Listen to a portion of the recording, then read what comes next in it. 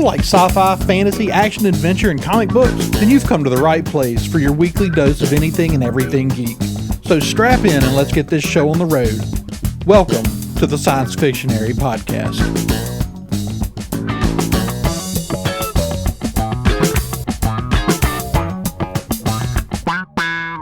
Hey everybody, welcome back to the Science Fictionary podcast. I'm David, joined by Andrew. What's up, everybody?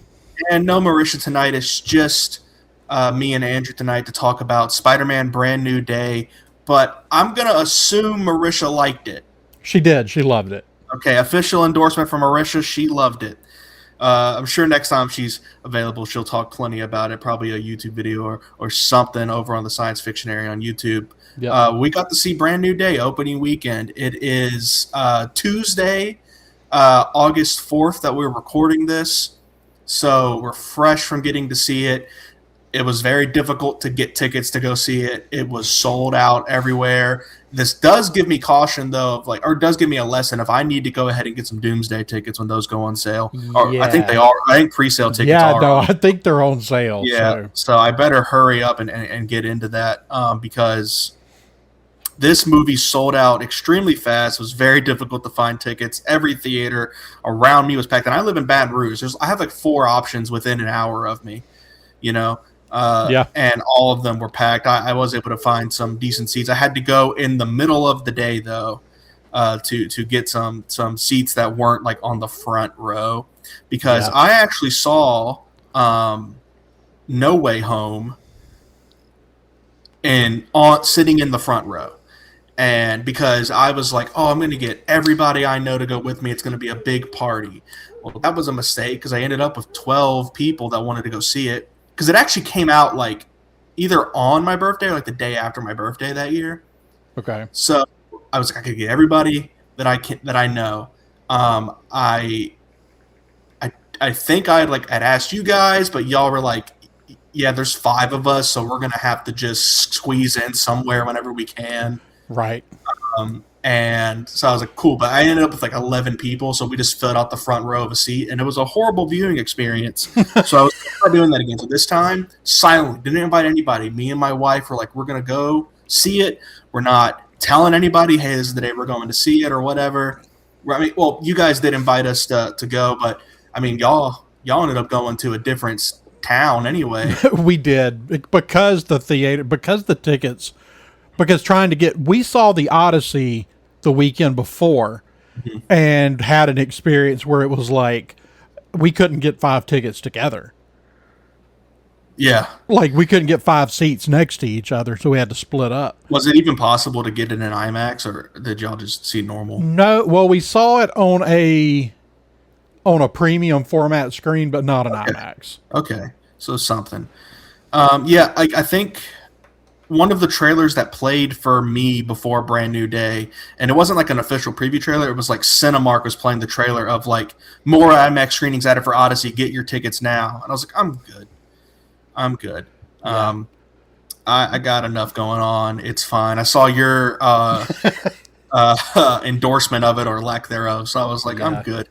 So I told my wife, though, I was like, we need to watch Brother, Where Art Thou? Because she has not seen it. I'm like, you would like that movie. We should watch that scene. Yeah, that's such a good movie. It is great. I showed it to the kids recently because they've gotten really into the Odyssey. One, they had to read some of that during school last year. Interesting. And then there's a YouTube thing, I guess, called Epic the Musical. That unfamiliar. They're super into. Apparently it's pretty big. Cool. But they're really into it. I mean, they even did cosplays for it at DragonCon last year. Of the Odyssey? Or for Epic. Okay. And but it is the Odyssey. Right. Okay. But I don't know. I mean, that whole movie, I won't say it doesn't have. I mean, it's a Christopher Nolan movie. If you're a Christopher Nolan fan, you probably want to watch it. But it's I don't know, man. It did not. It was one of my least favorite experiences in a theater. Yeah, it's never been clicking for me. This is not an Odyssey podcast, but ever since the trailers, I'm just something does not click. Know what really killed it? Really killed it for me from the very beginning was Matt Damon is not Odysseus, and I don't need to see that. Yeah. I actually had like zero interest in an Odyssey movie ever. Like when they announced it, I was like, I really don't. I don't even think that's a good idea to do that. But okay, and it was like Right. Matt Damon. Like I'm good. No, and Matt Damon's an incredible actor, obviously, but just white guy from Boston as Odysseus doesn't work for me. At least he didn't do the Boston accent. At least that's good. That's good. I mean, he's a good actor. He doesn't do that every time, so that's probably fine, No, here's the thing. This is the one thing, because we tried to look for a positive about it when we reviewed it. I think all the actors, whether you think they were miscast, because I think there were a lot of miscasts, but all the actors, whether you think they were miscasts or not, I think did absolutely fine with what they were given. I just didn't like what they were given. Okay, that's good. I'll end up watching it. I mean, I love Christopher Nolan. Oppenheimer is one of my favorite movies of all time. I think it's an absolute masterpiece. I think Oppenheimer, it's one of those. I said this about Oppenheimer when it came out years ago and we reviewed it. It's so good that it's going to be overlooked because it's so easy just to say that's the best movie ever made. But it is like it's one of the best films ever made. Christopher Nolan's amazing. I just from the beginning I was like, I'm not interested in an Odyssey movie, but Right. Perhaps I'm being cynical. Also, I'm a superhero slop brain guy. Okay, I was looking forward to everything on my mind this year has been Spider-Man and Doomsday. Okay? Oh yeah, and Dune also. Yep. So I'm good with the Odyssey, but this is not an Odyssey review podcast. I will watch it one day. But there is there's a couple of things here about the Odyssey that are relevant. One is that how amazing, like, yeah, it was hard to get tickets, but like, how awesome is that? Like, I don't remember the last time that it was hard to get tickets to what you wanted to go watch. Yeah, it wasn't hard to get tickets to Supergirl. No. For example. Now, I saw that one kind of right at the end of its run, but it was, I mean, we were the only people in there. Yeah. It was not, it wasn't one of those, like, the day of, we decided, we're going to go see it. So, Spider-Man's like, we had to plan a week ahead. Yeah. We I mean, the Supergirl movie, it's one of those things. Only it was fine. Like, it's not like offensively bad or anything. No. It's just a very like mid-level comic book movie. Yeah, that's my opinion on Supergirl, and we'll probably need to like talk deeper about Supergirl once more DC stuff starts coming out that's relevant. But right now we're in a Marvel renaissance. But the Odyssey and Spider-Man, like the theaters had their best single weekend ever. Yeah, and also that's actually an interesting point. Is now I believe the director is Daniel Destin Cretton, or is it Destin Daniel Cretton? Which D comes first? Daniel Destin Cretton. I don't remember. Let me see. Either see. Destin Daniel or Daniel Destin. I'm pretty positive. He also directed Shang-Chi.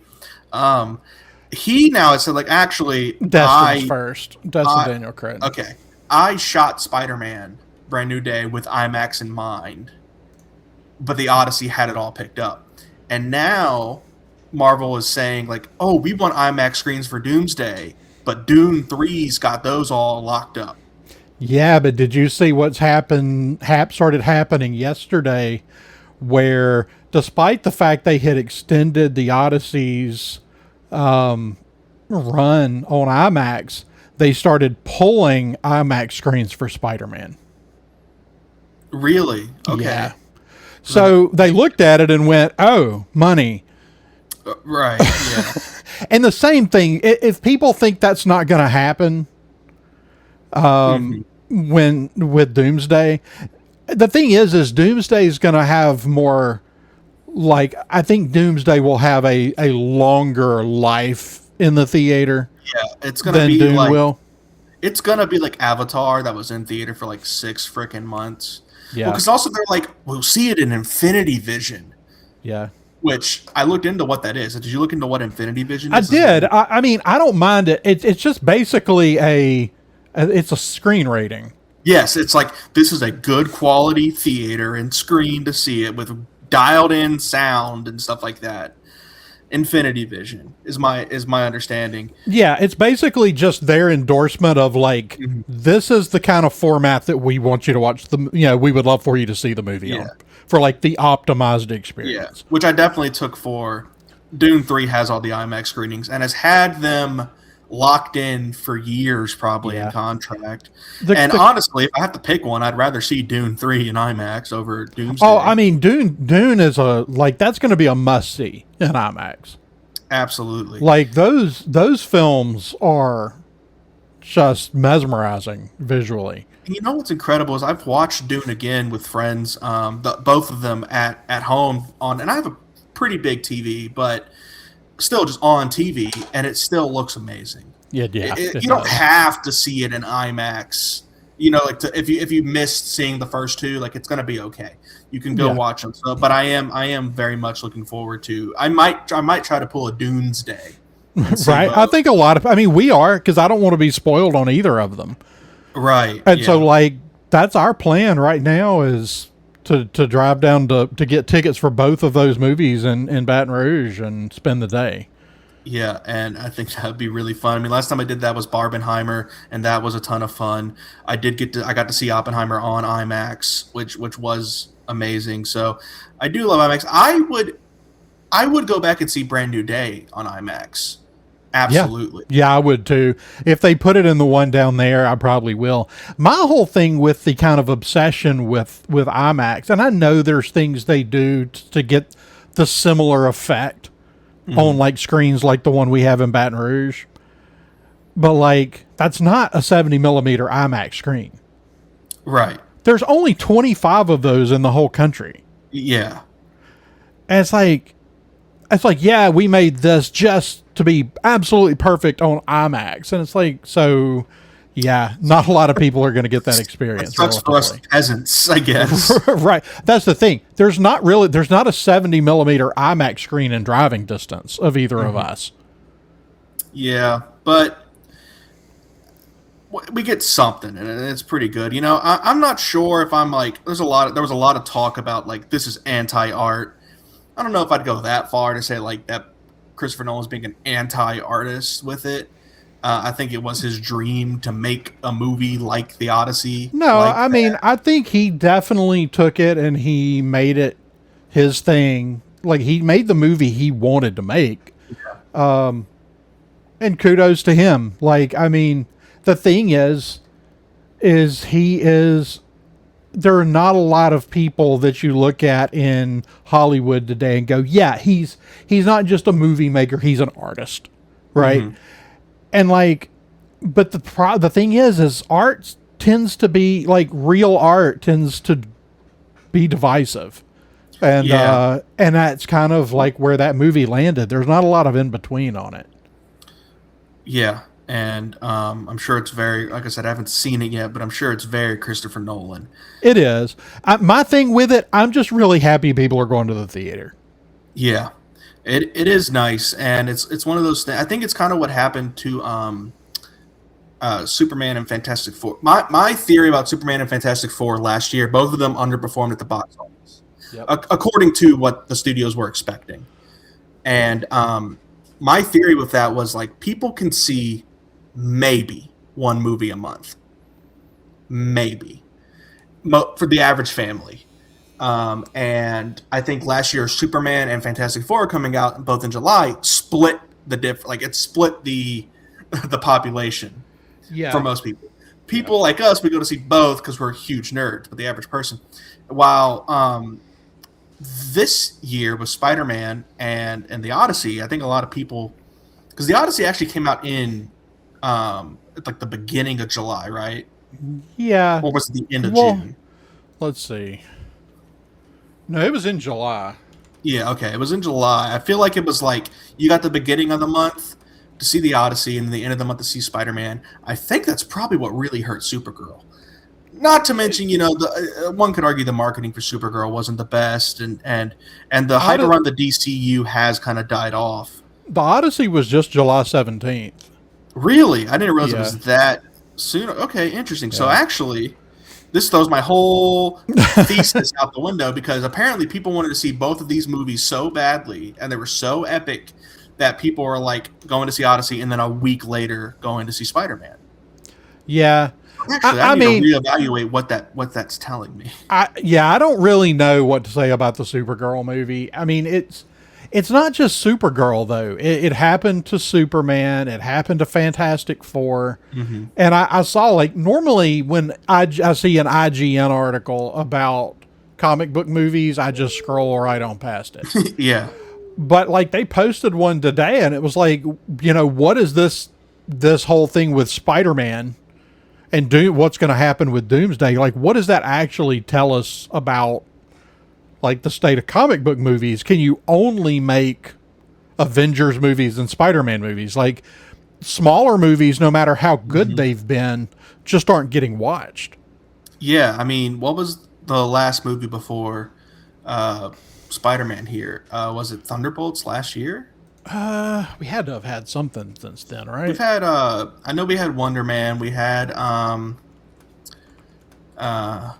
let's do a little research. No, Fantastic Four. Yeah. It was so Thunderbolts, Fantastic Four, and Spider-Man. So yeah, both of them last year, Thunderbolts and Fantastic Four, are two really, really great movies. I really love those movies. Yep. Both didn't even sniff as crazy as Spider-Man Brand New Day is doing. I mean, Spider-Man Brand New Day, I don't think it officially broke $1 billion. I think in its 4-day opening weekend. So you have to keep in mind these stats are kind of skewed because now they measure weekends as 4 days, but they've been doing that the entirety of the MCU. So, when they say a weekend opening, keep that in mind. It's over 4 days. And also ticket prices are up. A lot of even if you don't do IMAX, there's like the Dolby screens and the 3D and all the big different premium tickets. It made like what $974 million. Which one did? Spider-Man Brand New Day. Yeah, it's somewhere crazy like that. Yeah, somewhere just shy of $1 billion. I mean, yeah, the most second biggest opening of all time. And was the first Endgame? The first is Endgame. The 4 biggest openings of all time, Tom Holland's in all 4 of them. What is it? It's No Way Home, Endgame, Infinity War, and now this? Yeah. You know who also is in it? Ned. Ned's in all 4 of those. I saw that joke. People are like, hey, don't forget about Jacob. He was in Endgame for literally 5 seconds in Endgame. He gives Peter a hug. Don't forget. He was. Yeah, he was. So, but Tom Holland starred in all 4 of those, which is crazy. It's like that crazy stat that Zoe Saldana is like the highest earning actress of all time because of the Avatar movies. Yeah. And Guardians and Infinity War and Endgame. It's like, and Pirates of the Caribbean. Yeah. Yeah, I mean she's basically queen of the nerds at this point. Like she's done all of the things. I love Zoe Saldana, so that ain't no problem with me. But no. So yeah, we've been talking a lot about this stuff, and there's definitely more box office to talk about. We should probably get into the movie. Yeah, probably. Because there's still so much more around it. I want to talk about the implications for Doomsday. I want to talk about, can Doomsday top this much money? I don't know, because Spider-Man, at least not in the trailers for Doomsday. So it's is that the draw? But we'll get into that when we talk about the end credit scene for Spider-Man Brand New Day. So I guess we give a quick non-spoiler review, but I think every human on the planet's seen it at this point. I think so. My only non-spoiler review would be this is a great movie. It is one of my favorite Spider-Man movies. It is great use of Spider-Man. There's a lot of love and care put into it, and I would highly recommend going to see it in theaters. Don't get spoiled. And I can't wait to watch it again, either in theaters or as soon as it comes to Disney Plus. I'll be having a movie night to watch and enjoy it again. Oh, for sure. I agree with all that. I mean, as far as non-spoiler, I don't, there's not a lot to say other than go watch it. It's worth seeing in the theater. It's just really good. I mean, obviously I'm not as well versed in comic books as you are, but it's I mean, this is going to be in my top two Spider-Man movies, Yeah, me and as I'm well. not and I'm not sure. I kind of feel like I have to go back and watch the other one and maybe see this one again before I can Hmm. like figure that out. But like, I definitely think I'm putting it, up there with Spider-Man 2. I'm in the exact same boat as you. So from here on out, spoilers, spoilers, Yeah. spoilers, spoilers. My initial thoughts. I'm watching this movie and I'm thinking like, what was John Watts doing for the past decade, bro? Because this is amazing. No shade to John Watts. I love Homecoming. Yeah. Um, No Way Home. I rewatched it again recently. It's really carried by the three Spider-Man stuff for me, It and is. it's Yeah. great, and I love it. Other than that, like I think it's a fine movie. Hmm. Homecoming is great, Yeah, it is. but this Brand New Day, I think, blows all three out of the water. I just feel like this one for me, like, and it's kind of weird because when I talk about the this movie and Spider-Man 2, like Spider-Man 2 has been like one of my like movies that I'll say top 5 comic book movie for a long time. Hmm. And so it's going to be hard to unseat it for me. But like I think this cements Tom Holland as our best Peter Parker slash Spider-Man. I think he gave the best performance in this movie that anyone's given as Spider-Man. Yeah. It was really impressive. I loved watching his Peter Parker, and I think I'm with you where I think I now have more of an attachment to this guy. Yeah. And I'm right there with you where Spider-Man 2 is one of my all-time favorite movies. I got to meet Sam Raimi and tell him how much it meant to me growing up. Spider-Man 2 came out 2004, so I was 4 years old, and I've been watching it since I was 4. As soon as it came out on DVD, my dad Right. brought it home. We were watching it. So I love that movie. I'd need to watch it again now to see, like, does this beat it? Because I was thinking about it the whole time watching Brand New Day. Does this beat Spider-Man 2? Because it really hit the emotional beats Hmm. that have made Spider-Man 2 so important to me, Yeah. for 22 years. Right. So this movie to me is what the Batman, Matt Reeves, the Batman was the Batman, where Hmm. I'm watching it and I'm like, this is a Spider-Man comic book come to life. It's everything I wanted. It is melodramatic, soap opera. It is funny. It is extremely relatable. It is a living, breathing world of Marvel that Peter Parker is just making his way through Yeah. that I love to see. The the camera shots, the visuals were the best any Spider-Man And the movie in stunt my opinion. choreography is top notch. Absolutely. The costume is amazing. They got the suit amazing, Yep. and they didn't mess with it. Yeah. They did it It was between. so good to finally see this suit in the MCU. Yeah, because we got a very similar suit to this in Amazing Spider-Man 2. That was like the peak. Yeah. And I love the Raimi suit, but it's not exactly comic accurate. Right. That is a fully adaptation and an interpretation of that, and I love it. I have a lot of reverence for it. Amazing Spider-Man 2 was the peak until now. Now I think this is the best. I know we saw a little bit of it at the end of No Way Home, but to see it fully in action, this whole movie was just mind blowing to witness. And with the stunt choreography, like you said, obviously very heavily inspired by the Insomniac video game. Yes. I mean, straight up stuff that I do in that game. Yeah, and like They Tom were Holland doing. talked a lot about that. Like they set out to like Mhm. put those moves in this movie. And I think it's great. It's nothing to be ashamed of taking inspiration from No, that's the awesome. most critically Because acclaimed. now like those things like you're saying, the things that you've been doing at home for the last few years on the screen, like to see Spider-Man on the big screen like doing those things. Yeah, and it's one of the most critically acclaimed pieces of Spider-Man media in years. There's no shame in taking some inspiration.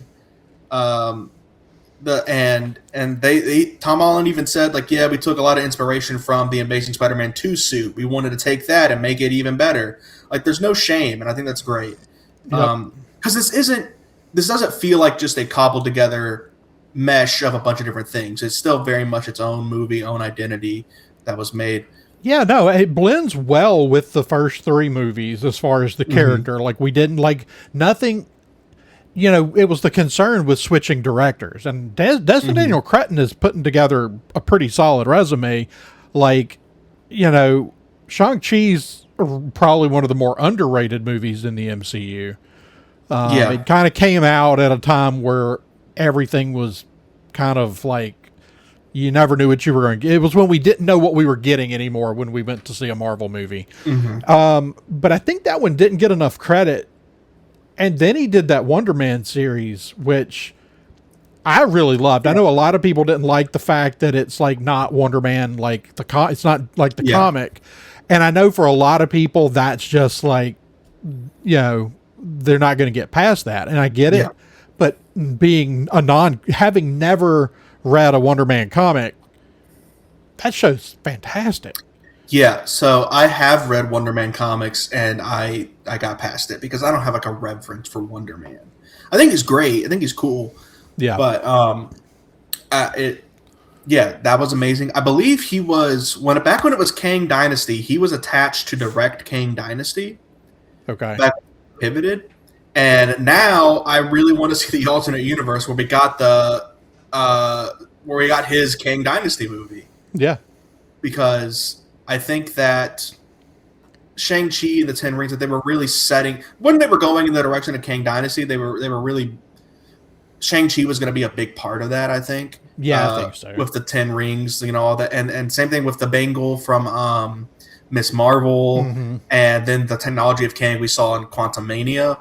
Right. I think that was going to be a big part of it, so he was tapped to direct Kang Dynasty. And now I'm like, that would have been amazing. Yeah. And I hope that he makes 2 more Spider-Man movies and more Marvel movies. I'd love to see him get a But that was kind of the one concern, even though I really like him, was like jumping to a new director. It was like, are the characters going to feel different? But they didn't. It's pretty seamless. But like, I really think that he like took those characters. He didn't do anything to make them different than who they're established to be, but he gave them so much more to work with. It was really, really awesome seeing them, these characters that we've known since they were in high school, now be adults. And they do the 4 year. It's been 4 years since No Way Home. They are all, because they established we're in our last semester of Ned and MJ are graduating, or they just graduated from MIT in Boston, so they moved back to New York, and it's been 4 years that Peter has been dealing with this alone, and Ned and MJ have moved on, and they've grown up, and Zendaya puts on a great performance. I think her best performance as MJ in this. She really felt more like an MJ from the comics that I've been missing. And I've liked Michelle Jones in these movies. Didn't feel like MJ. And I've always said Zendaya would be a great Mary Jane. Because in real life, she looks and acts just like Mary Jane. Right. I've always wanted to see that. I thought she was being held back by some of the weird directions of Marvel. Because they've had this weird thing where you can't talk about Uncle Ben, and it's not Mary Jane, it's Michelle Jones. And actually, we're going to take Miles' best friend, Ned, and we're going to make it, Genki, and we're going to take Ned Leeds, and we're going to basically make Ned Leeds the Genki character from the Miles Morales comics, and that's going to be this guy. Just weird stuff like that, these weird directions that Marvel has had that I think have held back Tom Holland and Zendaya. Yeah. And they really got the shine. Well, and I think that part of that, I mean, I think Tom Holland has reached the point in his career where I think he's got a lot of like weight to throw around with this character at this point, with the studio, with direction. And it really feels like he was like, we're not gonna, because I mean, basically he could have been done after Endgame, and he was He was hinting basically at it, yeah. do what? And he was hinting at it. No, he was, and he basically said, unless the script's right, not doing it. And so I feel like he basically played his hand and said, hey, I want, better scripts. Yeah. It definitely feels that way, and it doesn't feel like, it feels like he put a lot of love into the character. And a big indicator of that I really appreciated is that he wore the frickin' suit and mask for like 80% of the movie. Yeah. There is probably more mask time in this one movie than every Spider-Man movie mask time combined. I think from previous movies. Yeah. Tobey Maguire, I love those movies. He loved taking that mask off. All right. Yeah. I don't know if that was a Sam thing or a Tobey thing. Probably a Tobey thing, because Tobey was like, I'm an actor, dang it, I've got to express and show my emotions and stuff.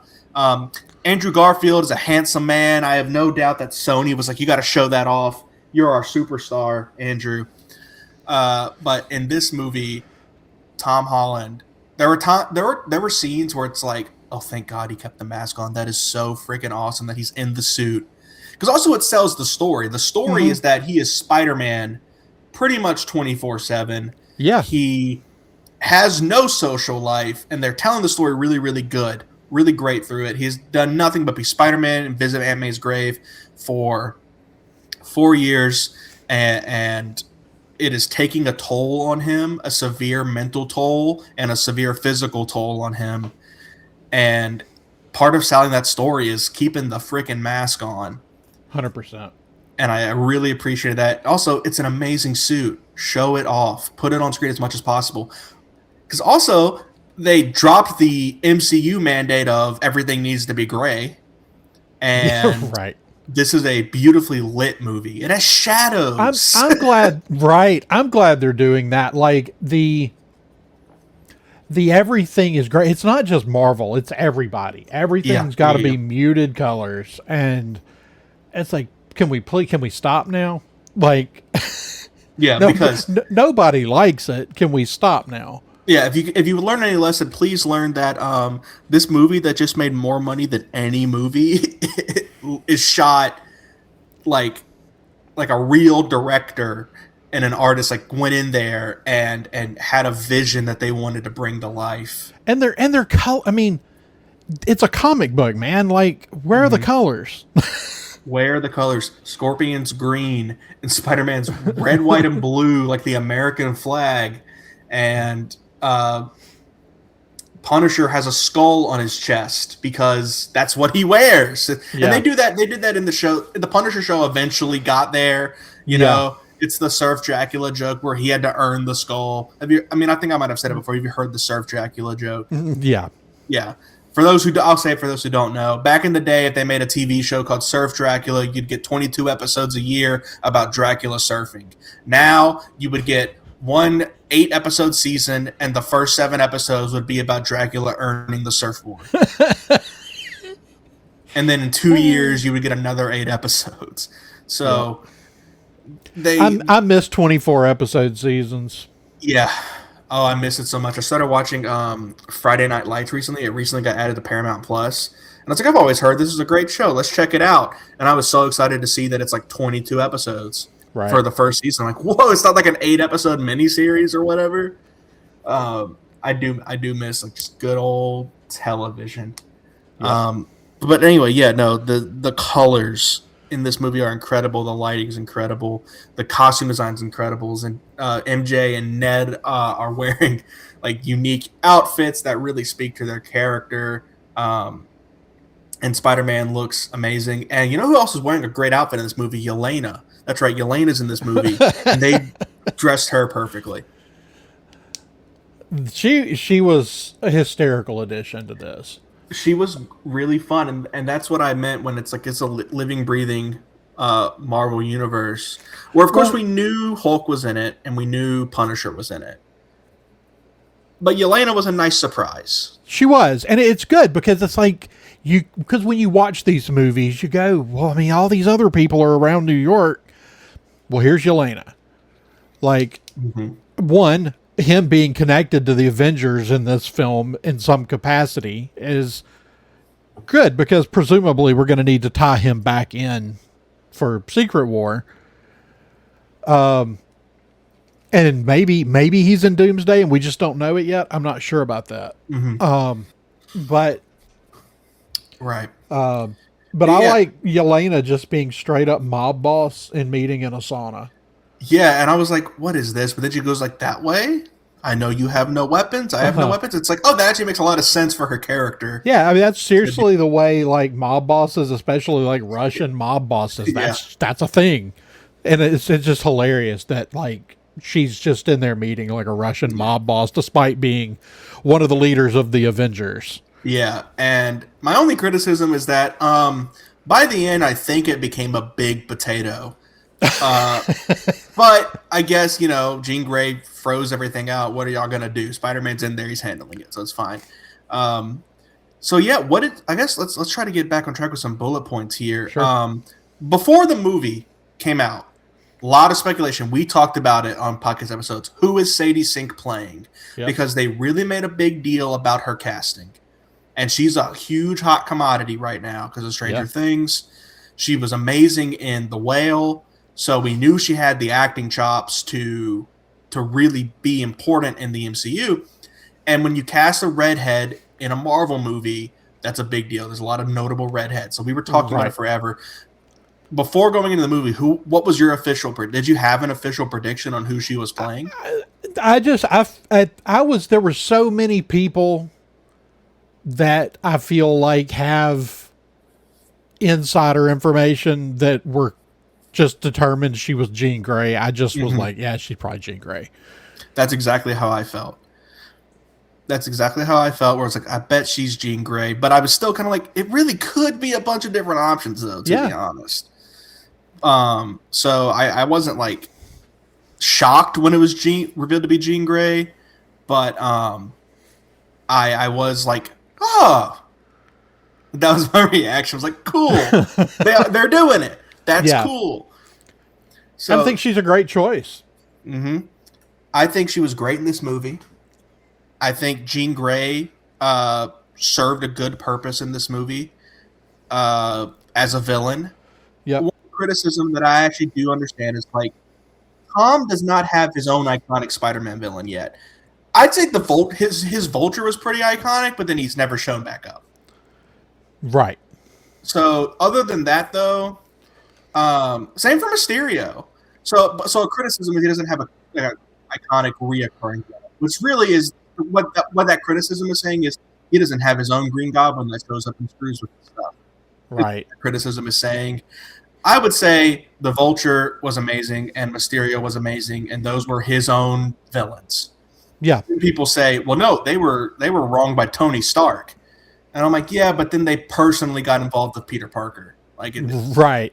And it's one of those things, like, are to Peter's some extent, like, it's when they started making the Spider-Man movies, which isn't their fault. That's a deal with Sony. Like, that is a thing that, like, still, like, was pretty precarious. I mean, let's not forget Sony tried to snatch it away after the second movie. right. And Tom Holland actually intervened there.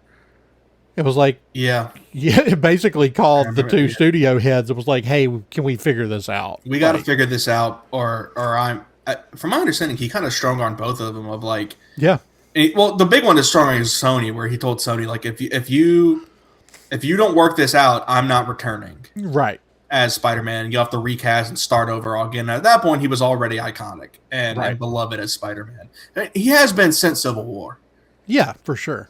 So, yeah, but I thought Jean Grey was great in this, and I think Sadie Sink did a fantastic job. So, all the comic book characters in this movie, we had Jean Grey, Hulk, Punisher, and Yelena, and also the detective, the Wolf.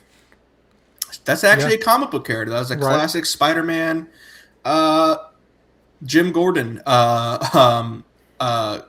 type character for Spider-Man. Okay. So that was fun. That was really fun. But also in her spoilers for the like a 45-year-old comic, Jean DeWolf was introduced to be killed by the Kingpin. Okay. And it's like a murder mystery of like who killed Jane DeWolf. This is actually a really good detective person. So when she did show up in the movie and they said her name, I was like, oh no. Was my honest reaction. So I'm glad they didn't hurt her. But yeah, a lot of love was put in this with the characters. Punisher was an awesome addition. Punisher was awesome. He was in the movie a lot. I thought he was going to be in it for 5 minutes. Mm. He was in it a lot, played a Yep. big part in it. He had great banter with Peter. They obviously set up that they had been, had something like they had a history that made everything really make sense. I thought John Berthal was really, really great in the movie. And he obviously has a lot of chemistry with Tom Holland. They've done a couple movies together at this point. Right. I mean, the story that everybody knows at this point, that they filmed each other's Marvel audition tapes. Right. Right. So that was awesome. The only thing that was missing was one Matthew Murdock. Correct. I'm still a little, it's one of the things, and it's really not it's not a gripe about this movie, and it's not a gripe about Daredevil season 2. It's where do they fit together? Yeah. Because it's like Daredevil just still seems a little disjoined from the rest of the MCU. Yeah, and you've got this New York that voted Kingpin into power because of fear of vigilantes while celebrating Spider-Man. Now, of course, at the end of Daredevil, a lot of the New York citizens, they revolt against Kingpin. But that felt like very Spider-Man related stuff. And that's kind of the problem with the MCU that I've said. I actually said when Thunderbolts came out, we're never going to know what Peter Parker saw when the Sentry voided New York. And that's a shame. Or what Matt Murdock saw. And you're right, where does this all fit?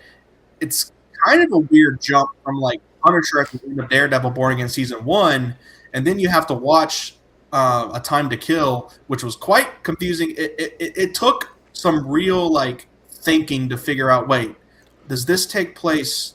This takes place after Daredevil Season 1 and like simultaneously with Daredevil Season 2? Yeah, I think so. To set up Brand New Day, where you go from like Frank being a like nighttime vigilante to the kind of guy who's patrolling the streets during the day shamelessly, like full on out in the open. I am the Punisher.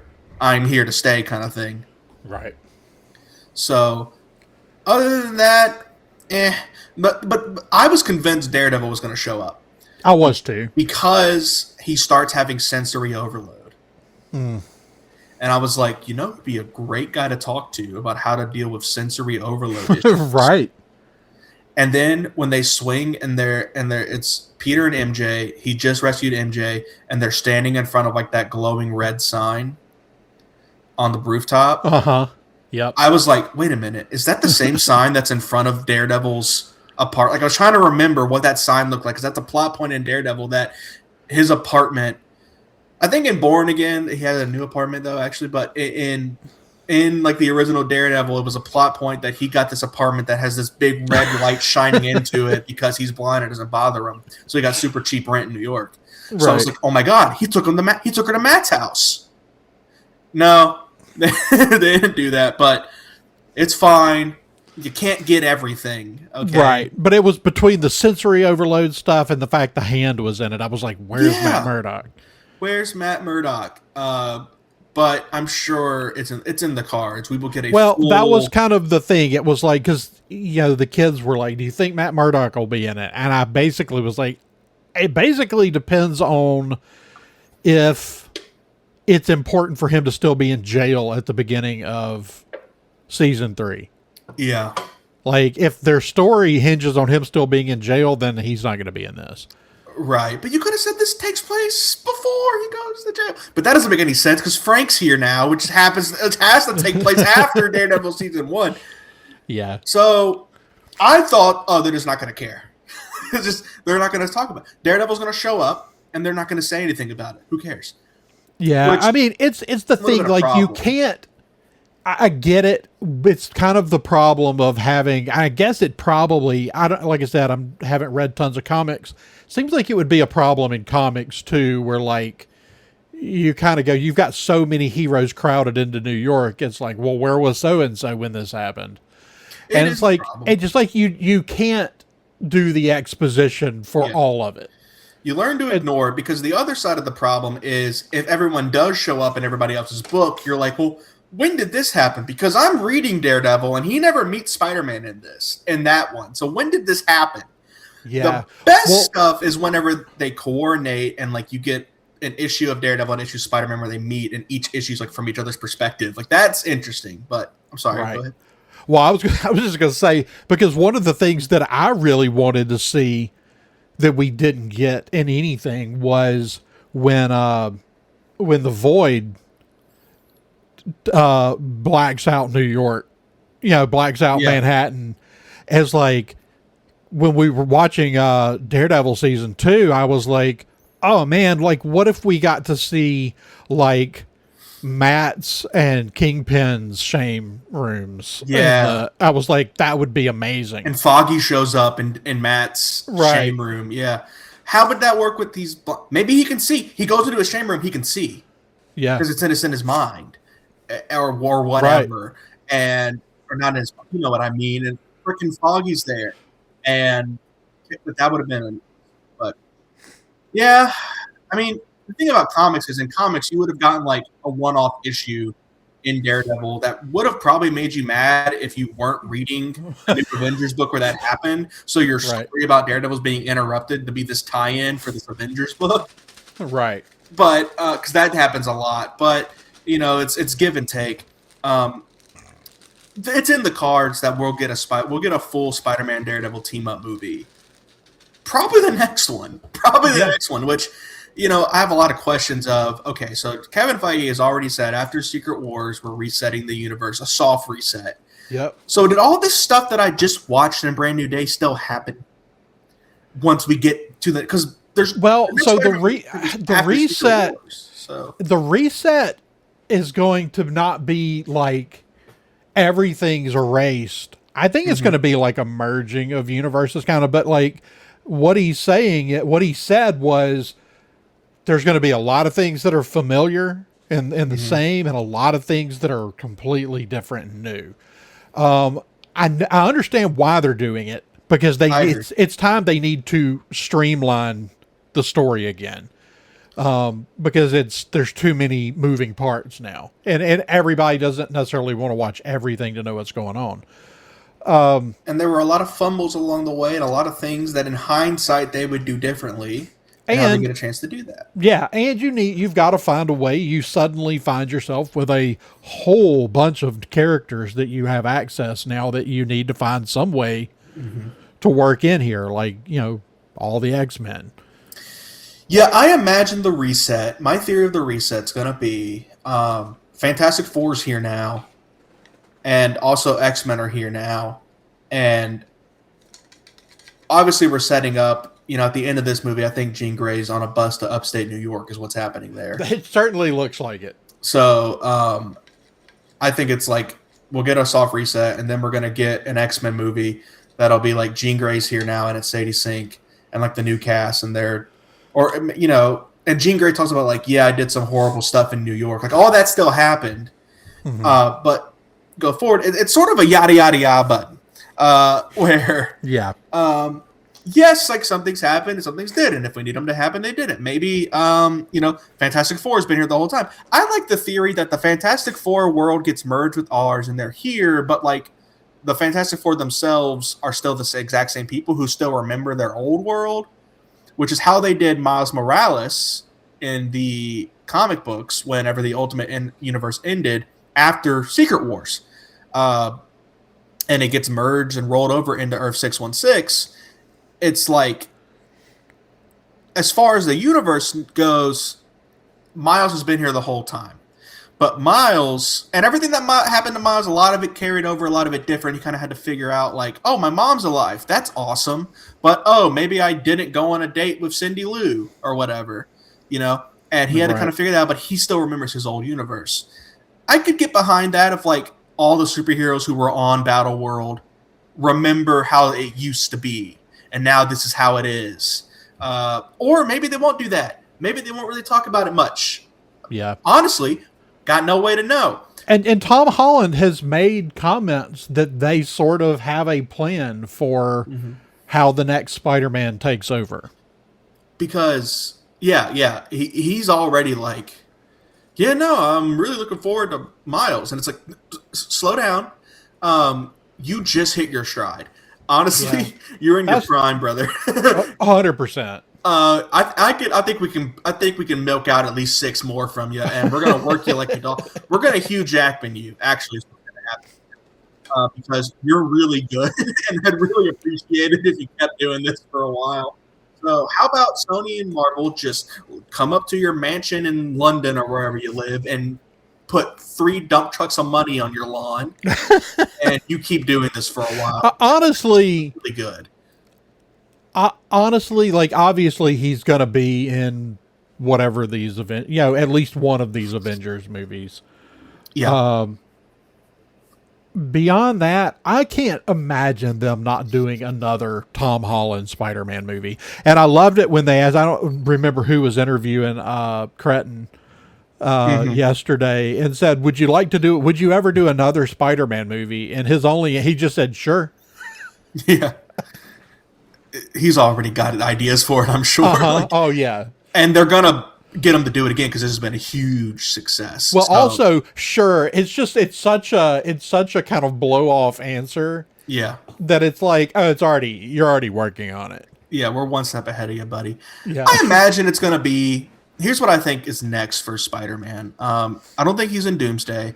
I think that he's in Secret. I think he's going to be a big part of Secret Wars.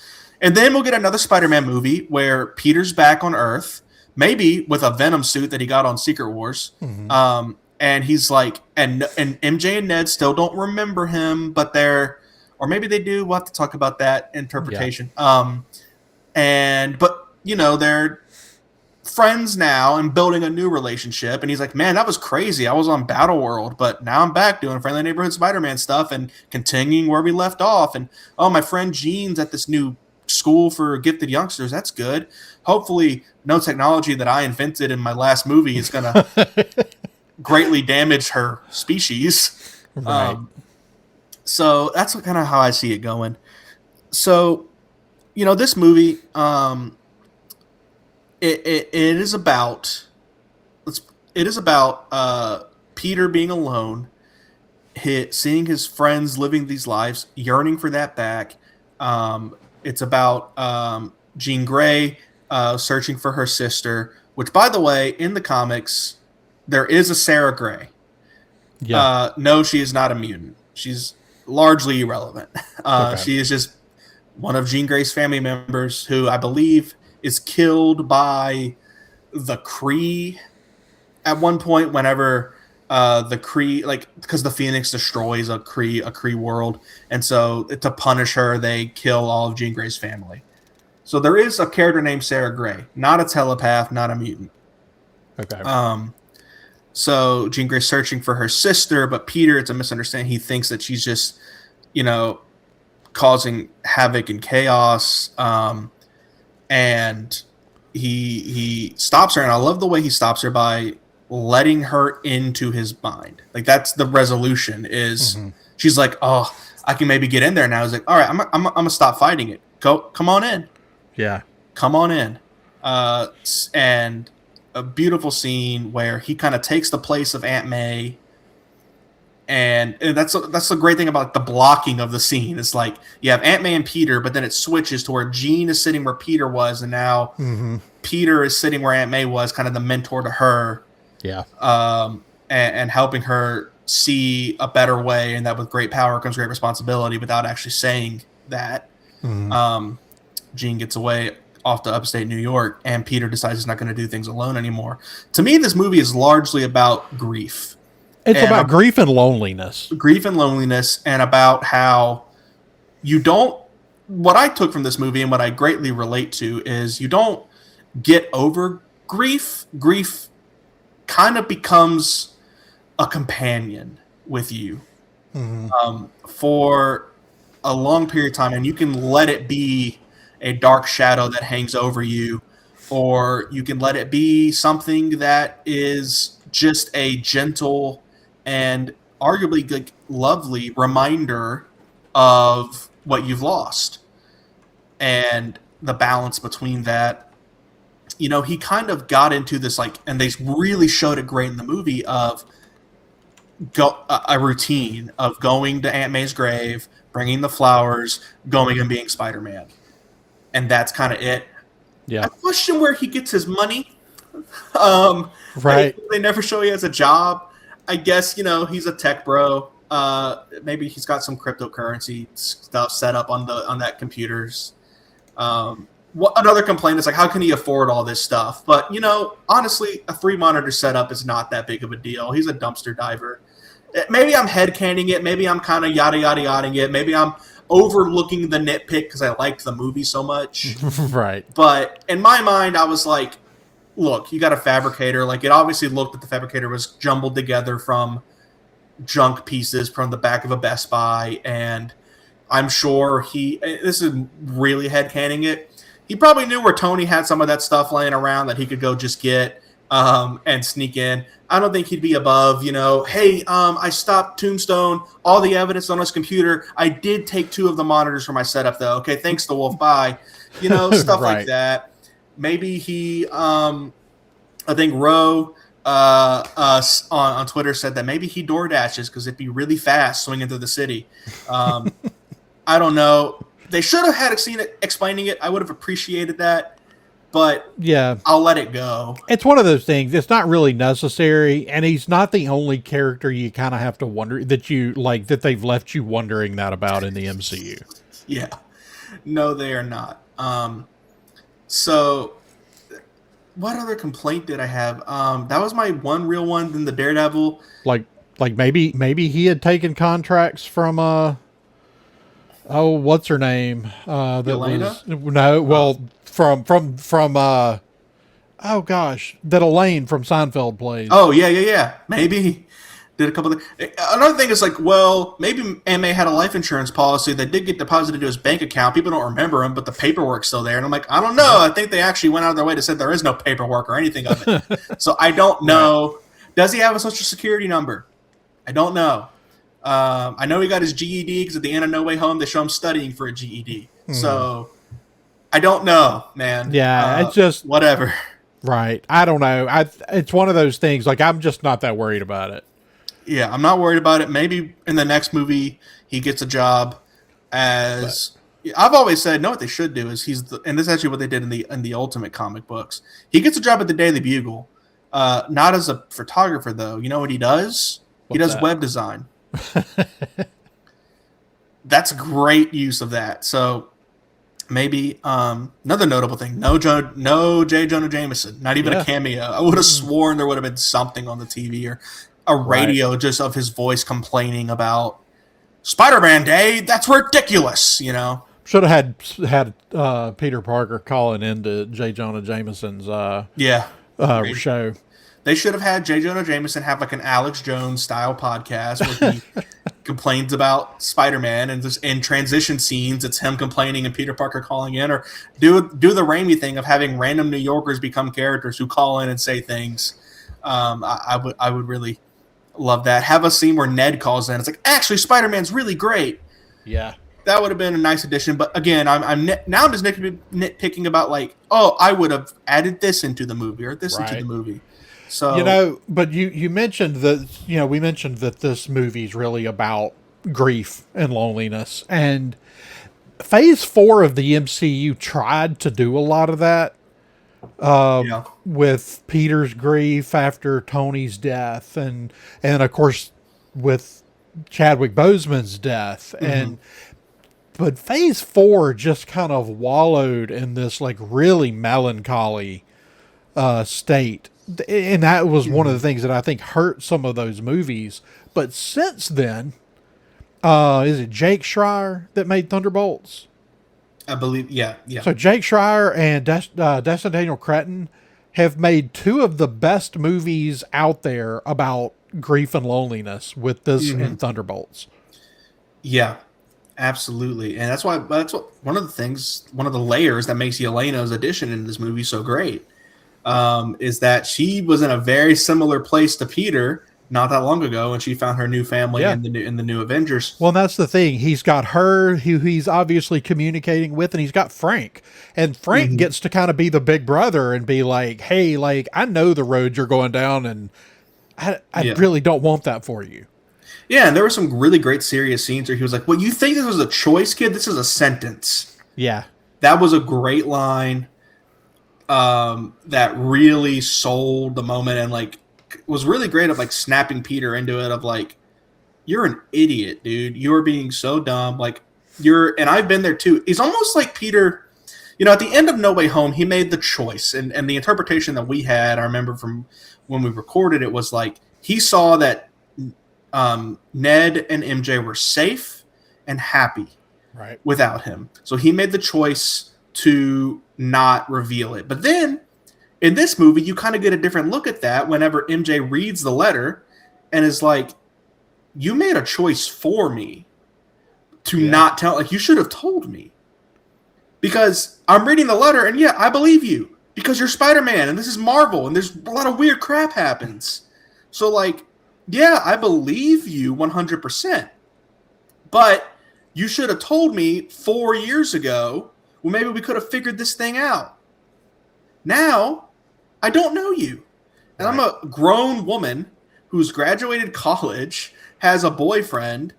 I've moved on with my life, and you made a choice for me. And, arguably, you could say like he procrastinated talking to Ned and MJ and trying to make, because and it's one of those things where at the time that it happens, and this is one of those things I really love about the movie and about Spider-Man, it's so relatable. At the time it happens, it's obviously a horrible crisis. That's a horrible thing that happened to Peter. Everyone forgot who he is. His best friends forgot who he is. But in hindsight, now I'm going, we probably should have gone and talked to him. Yeah. He probably should have said something and tried to work it out. Because what's the worst that could have happened? Yeah. So No, it's it's like, just, it's two perspectives, and it's like neither of them are necessarily wrong. right. And one could argue that like Peter made the wrong choice. But what I like is that he made a choice. And what I like about the storytelling is that that was challenged by another character. And it made me rethink the end of No Way Home of like, man, he should have read that letter to MJ and Ned. And maybe things would have been okay. And, as Spider-Man, maybe he should have gone back to Doctor Strange and been like, hey, you remember Spider-Man, so here's what happened. Let me explain what just happened. Maybe we can fix it. But he chose not to because it was the safer option. But it's like, maybe you should have just handled things back then, And I really find that relatable and something to think about. I was convinced that the ending of this movie was going to be this. He's going to make friends with Jean Grey, and then Jean was going to say, Peter, I've been in MJ's mind. I've been in Ned's mind. You're still in there somewhere. I can unlock it for you. And Yeah. Peter was going to choose to say, no, don't do that. That's not fair. We don't get to play with reality like that. I learned my lesson. We have to live with the choices we make and not do that. I would have bet fat money that was going to be the ending of the movie. It was not. Not at all. Instead, we get this scene that this is probably my actual biggest complaint of the movie. I felt like the ending was a little abrupt. We get Yeah. this scene where Peter goes up to Ned and he does the handshake that they do, and then Ned goes, like, Peter, because Peter says, I'm Peter. They do the handshake, and then he goes, Peter, and then the movie ends. Yeah. What is your interpretation of that scene? Because I genuinely have like I five. I think there are multiple possibilities. Um, I think my current headcanon is when he says it, when this happens, that the handshake's muscle memory. Somebody does it, and then he remembers that MJ called Spider-Man Peter in an earlier scene, and he puts that together. That is my current interpretation as well. Did you have a different initial one? I had a different initial one Well, I did, but it was influenced by the last shot we get of MJ. of her crying. Well, not of her crying. The last shot of her is her sitting in their spot on the roof Oh, that's right. with the Black Dahlia necklace. Right. You're right. But that, along with the teardrop, had me Yeah. thinking some things. Well, I think that hers may be different than Ned's. I don't think Ned gets, because Ned didn't like, Ned still kind of responds like he doesn't know him when he walks in and first talks. So I don't think I don't think Ned suddenly remembered everything. And honestly, they really haven't told us, like, so this whole thing where Peter Parker never existed, like, these memories, are they just wiped from existence? They're not like, are they locked in people's minds, like locked away and they just can't access them? Or is it just literally erased and there's no getting it back? Because my interpretation is it's erased and you can't just get it back.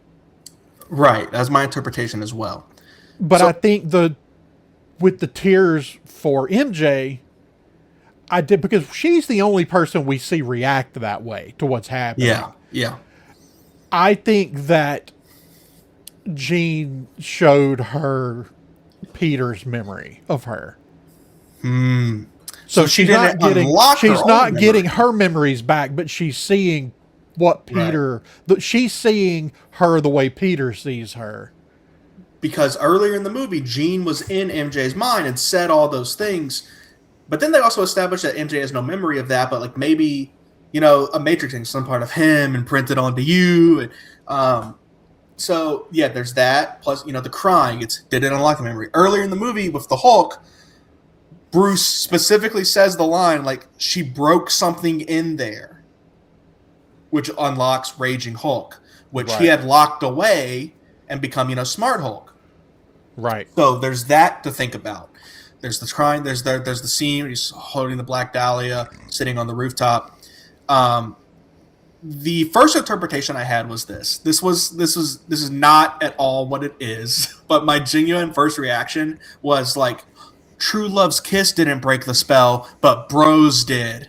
Like that was my first thought. Was like the power of friendship is so strong that it broke the spell. And then I was like, no, maybe it's. Then my next thought was, no, he just remembered. Oh, she called Spider-Man Peter, and now there's this guy coming up to me acting like he knows me. That's Peter. That's Spider-Man. Right. That is what I think happened. The other interpretation I saw was Ned is magic. That's true. And he does the hand thing, maybe some magic happened and now he remembers. Yeah. The other, of course, is like what you said of maybe Jean either showed MJ the memories, maybe it broke in Ned and MJ, it unlocked the memories, but it just took the handshake to fully click with Ned. But because of the thing with Jean earlier in the movie, it happened.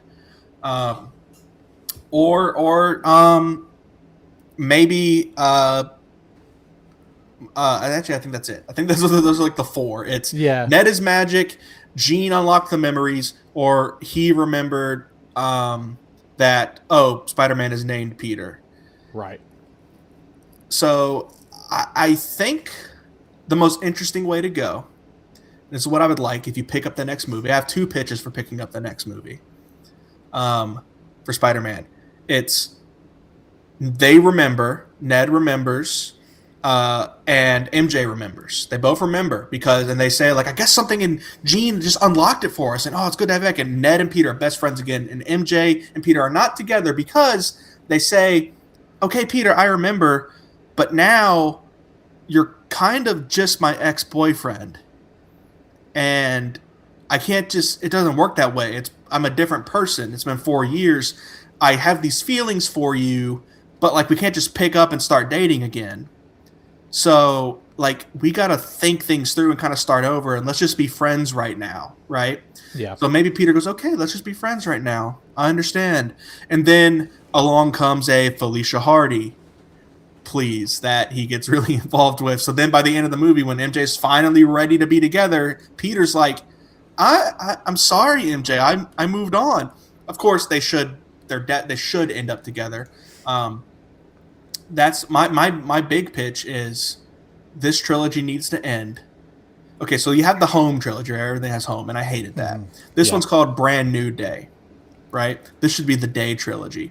Don't know what you call the second one. You know what you call the third one? The Big Day. And Peter and MJ get married. And we have an adult Peter Parker, and he's married. Just to flip off Marvel Comics that refuse to give us a married Peter after all that crap. Right. So yeah, there's a lot of directions to go, and I figure after Secret Wars, we're just gonna pick back up with like, yeah, I was on the space planet for a long time, and I got this Venom suit, and now I'm trying to rebuild my relationship with Ned and MJ.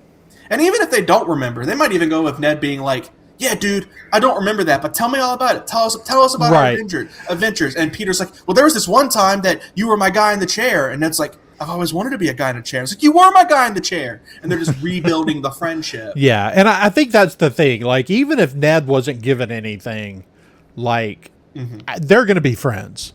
Like, they clicked way too well. In that awesome scene earlier in the movie where he goes up to their apartment. Yeah. The picture that MJ draws for him. Is a really cool moment. But they're going to be buddies. I have no doubt about that. Like, we just saw that friendship renewed at the end of the movie. And then with MJ, it's like, even like it's a matter of whether her memories were unlocked or whether she's seen Peter's memories of them. Yeah. Because seeing Peter's memories of them gives her context, but doesn't mean that she's just suddenly going to fall in love with him again. Right. And that is an actually really interesting way to take the character. I would hate it the most. The thing I'd hate the most is like, oh, we get a reset from Secret Wars, and now they remember and everything's fine. Right. Yeah. Because, hopefully they won't do that. You just set up this really great movie where you have these amazing scenes of MJ finds the note, and by the way, earlier in the movie, this was the one where the only time I had a pretty quiet theater. Only time anybody in my theater like gasped was when it was Jean and MJ's head, and she was acting like she remembered, I felt like the only adult in the room who knew Santa Claus wasn't real, because I was like, "There's no way." Oh, it's Jean. As soon as she went like Peter, I was like, "Oh, Jean's in her head." Yeah. Jean's in her head. Oh, this is so messed up. And I love Peter vocalizing that. I'm like, you are a monster. What you just did to me. That is so devastating. And I really, really love that scene. So then you get into the scene where he's with MJ and they have great chemistry. And it's like, MJ is like, okay, so this is all true. I believe you. I believe all this is true because I do have these memories of Spider-Man did save me an awful lot when I was a kid. I've been hanging out with you and we're in the Marvel universe where weird stuff happens. So yeah, I believe you. I don't know you. I don't love you. You seem like a really great guy. And I love that because it sets up like, and same thing with Ned later when him and Ned are just clicking instantly, they're buddies and they do the, oh, fine, keep your secrets then. That was so funny. I loved that. It sets up that what I was saying earlier of, man, maybe Peter really should have just talked to them. Yeah. Like he should have just done it, and spoken to them. And it's one of those things where with hindsight, where things are never as bad as you think. Like there's a lot of times in life where you got to have a talk with somebody, right? You've got to have a talk with them about something. And it's going to be a bad talk, and it's going to be rough, and they're not going to like it. And you have a ton of anxiety about it. You know exactly what I'm talking about, right? Where you're like, I got to tell this guy that I messed this up, or I've got to have this kind of conversation with this person. And it almost is never as bad as you think it's going to be. Right. And everything might have been okay. But we don't know that. Maybe it worked out because, Ned and MJ went off to MIT and are living pretty good lives. Interesting point. MJ they talked about, you had a job interview, but you're not taking it. I'm wondering, they talked about there's a lot of deleted scenes. This is just pure speculation. I'm like, I wonder if she was interviewing for a job at Oscorp. because she's an aerospace engineer. Right. I could see that. Like she's interviewing for a job at Oscorp. Coleman Domingo, incredible actor. He voices Norman Osborn in the freshman year cartoon, which Right. originally was supposed to be MCU canon. If you remember, that Right. was a Yeah. whole thing. There were rumors that he was going to be in this movie. It was just rumors, just speculation. There was no like confirmed anything. Now my official theory is there's a scene where he interviews. It's a very quick scene. It's like the end. It's just Coleman Domingo being like, "Well, thank you very much, Miss Jones," or like Miss Watson. She goes, "Miss Jones," because that's like the thing that she said at the end of it. And it's Coleman Domingo as Norman Osborn, interviewing with MJ, and then she goes to the party, and it's like, oh, I'm not going to take it. I don't trust. Like that's just a theory, pure speculation. I think that'd be pretty cool. It was probably just a throwaway line to say that, hey, she has a lot of job prospects and she's really smart, to remind people for when later she helps Peter. She helps Peter create a mutant inhibitor. That blew my mind. Right. When he's like, this one should work on Jean Grey. And I was like, oh my God. He's doing it. That is so funny. And like Damage Control is going to get their hands on that. Which ties me into something we haven't talked about. The Hulk in this movie, was a really great addition. So I have a question for you about that I want to see what your thoughts on it were. Like, obviously, like fans have been calling for like the full on Rage Hulk here for a while now, but they did show it to us in the trailers. Yeah. You know what they didn't show? They didn't show us Smart Hulk in the trailers. Right. So actually, when Smart Hulk showed up, I was like, oh, that's weird. Right.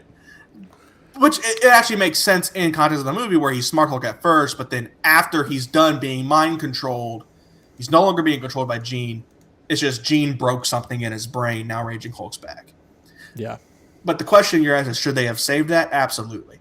Show us Bruce Banner's in the movie. In the trailer. That's awesome. Even show us Smart Hulk. Raging Hulk? Dude, I think the theater would have been cheering. Yeah, I think so. Because that was a great scene. That was a great scene. It was such an awesome action scene.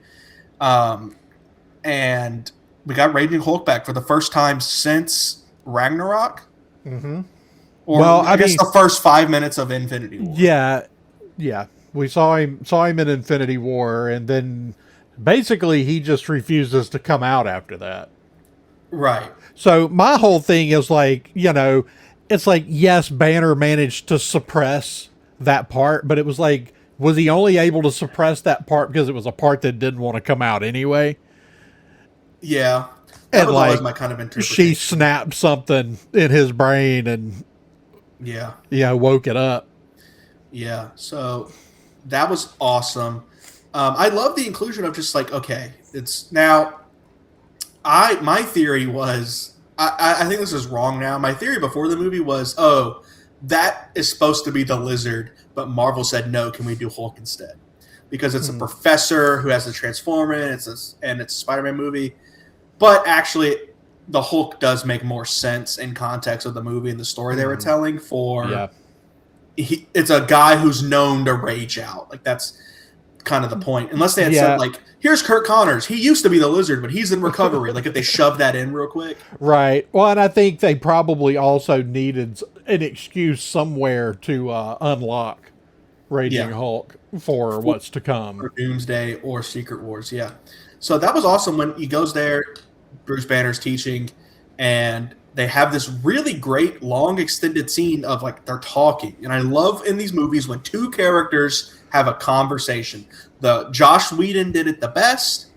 The Russos do it pretty good. Of how about we take these two comic book characters that are really well established and interesting and have them like talk back and forth about something. And it's one of the best scenes in the movie where Peter's like, okay, so you suppress the genes because another thing is I loved the arc of Peter's arachnid genes flaring up. I thought it was very well done. So Peter's genes are flaring up. He's getting organic webs. they get ahead of the criticism by acknowledging it's really gross. By acknowledging that it's really gross, he has the stuff coming out of his wrist and he's gagging at it, you kind of get ahead of it. Also, it's like Peter too had organic webs. He's cool, great, because I hate organic webs typically, but you get ahead of it and it works. Yeah. So he wants to suppress it because he's losing control. It's overtaking him. He's raging out. It's sort of like almost he has a Venom symbiote on thing. And he goes to speak to Bruce Banner, who at this point we established he has this inhibitor that keeps him from turning into Smart Hulk. He's just normal, but if he were to take that off, he would become Big Hulk again.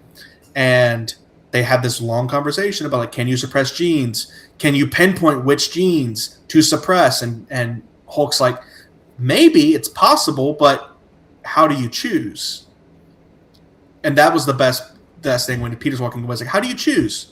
And like, well, you're setting up X-Men perfectly right there. That is often the conceit.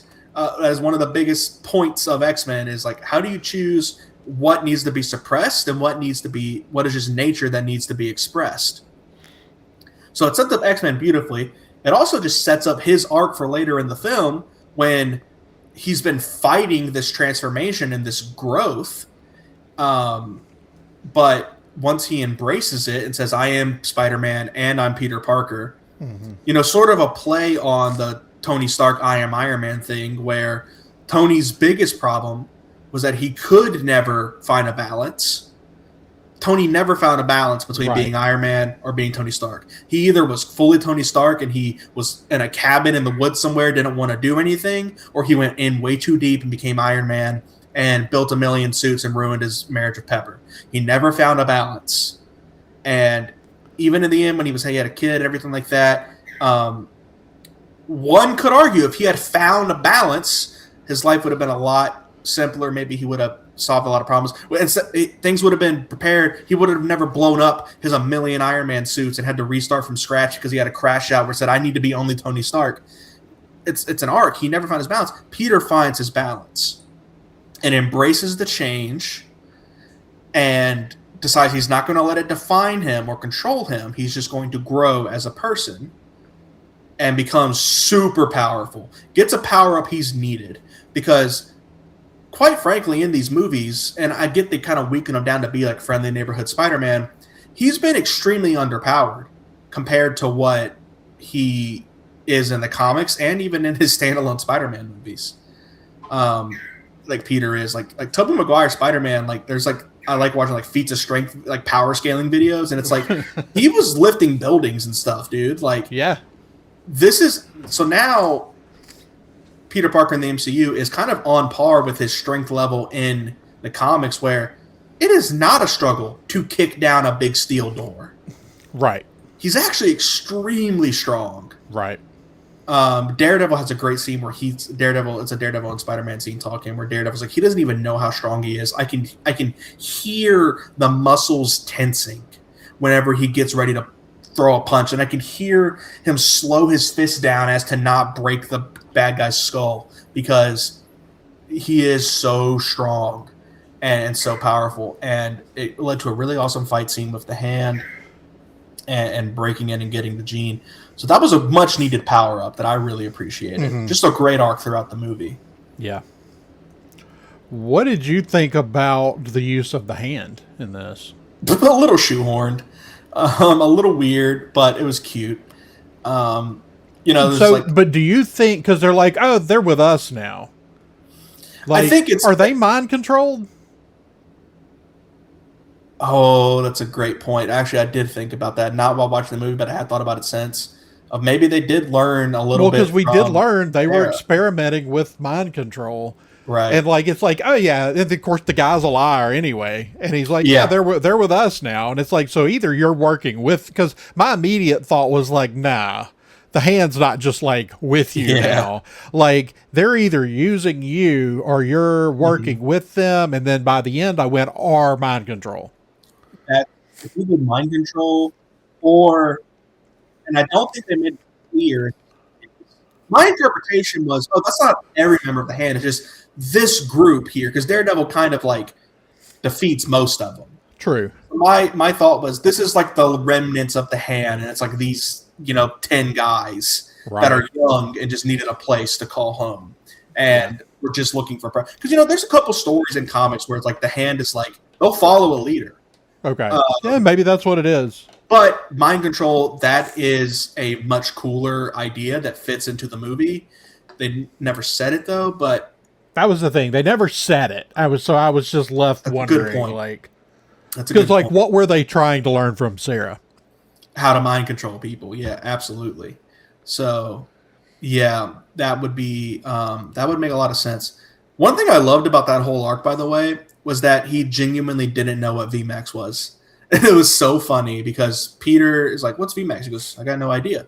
And of course, you think, "Oh, he's lying. He knows what VMAX is, right?" Right. Then she goes on his computer, no records of VMAX. Well, they must have scrubbed it. And then right at the end, it's just him and Gene talking. And Gene goes, "What is VMAX?" And he goes, "That's the second time someone asked me. I have no idea what you're talking about." Like that was genuinely so funny. Yeah. That I was like, "Oh, he is a bad guy. He was lying. He has no idea what you're talking about." But then leading to a great reveal if she looks up and she sees VMAX on the air vent, realizing that's the last thing her sister ever saw. Right. That was a fantastic reveal that I really loved how well that was done and led to Gene's mutant awakening. Still don't want to say mutant for some reason. Another one of those weird Marvel things where they've said mutant one time and it was at the end of Miss Marvel TV show. Right. Like almost 10 years ago now when that show come out, like 2019. Has it really been that long? 2020. So not 10 years, like 6 years. But yeah, so I guess that leaves us all to talk about is the end credit scene, right? Yeah, I think so. I mean, I think there are individual scenes we could probably do whole shows on, but yeah, as far as like just a review, we could just gush about individual scenes because there were some really great ones. Yeah, as far as the review, yeah, I think the end credit scene, and I've seen a lot of different interpretations of it, and I really honestly have no idea.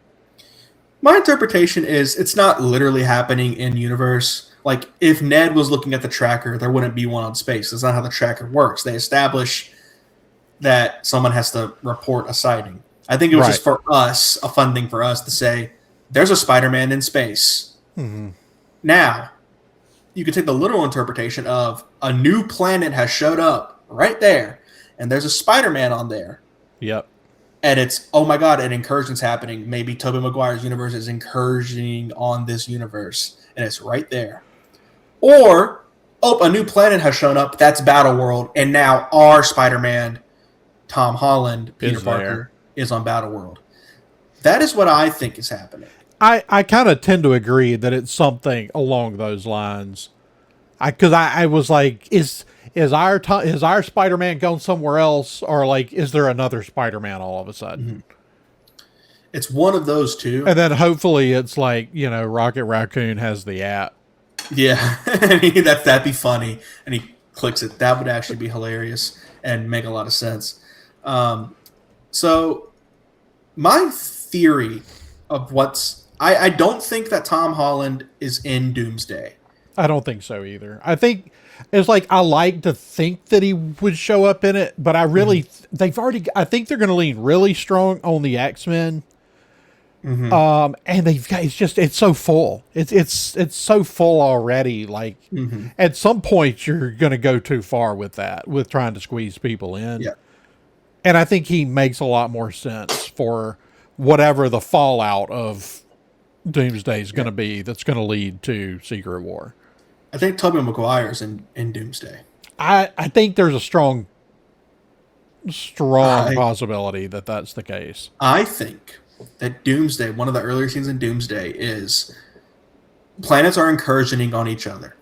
And one of the ways to stop the incursions is to blow up the other planet. I think one of the early scenes of Doomsday is it's the X-Men Fox universe and Tobey Maguire Spider-Man universe incursioning on each other. Mm. And we get a fight scene between Tobey Maguire and like the team of like Nightcrawler, Mystique, the leftover X-Men that are left. Right. Going to Tobey's Earth to plant a planet exploding bomb that Beast has made. That is my official prediction, and I think they Yeah. do it, and they blow up Sam Raimi's Spider-Man, and Yeah. that's heartbreaking. And it kind It of is like, really is. I didn't have that whole scenario, but I had seen somewhere someone talking about that they thought one of the theories I read was someone saying, I think it's Tobey Maguire's Spider-Man, and he just showed up here after not being able to save his own world. And I was like, yeah. oh man, that the guy said it. I repeated it to Marisha, and she goes, "Oh no, they can't do that to him." I think they've been trying to kill him since No Way Home. He died in the original cut of that movie, I have no doubt, when Green Goblin stabs him. Yeah, And I think like after the end of Secret Wars, you can say like, well, no, the Raimi verse is back. It's over there. It's fine. Like you can just tell yourself that everything's fixed, so it's right. okay. But I do think his world is exploded, and that's a great. It's like, what if his world explodes and then he appears on Battle World? Yeah, And that's what we saw at the end of this. But I think it's he explodes, he dies, and then I think it's the X-Men, and then I think the Fantastic Four and Doom come to this Earth, our Earth, and are saying like, "Hey, we need to stop the incursions," and our Earth is incursioning with the Fox X-Men Earth.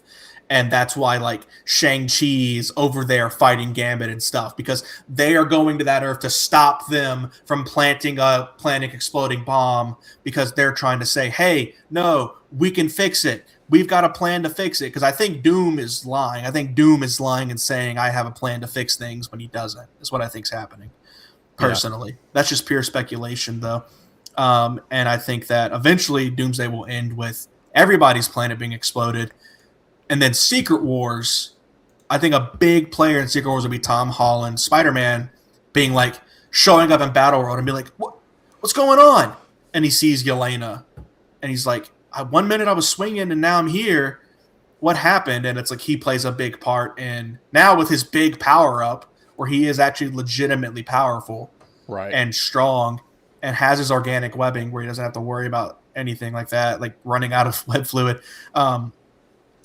Actually, in the original Secret Wars, like the original one from like the 70s, there's a scene where he runs out of web fluid and has to like use a lab and use like cobbled together pieces of technology on Battle World to build like crappy web slingers that he can use.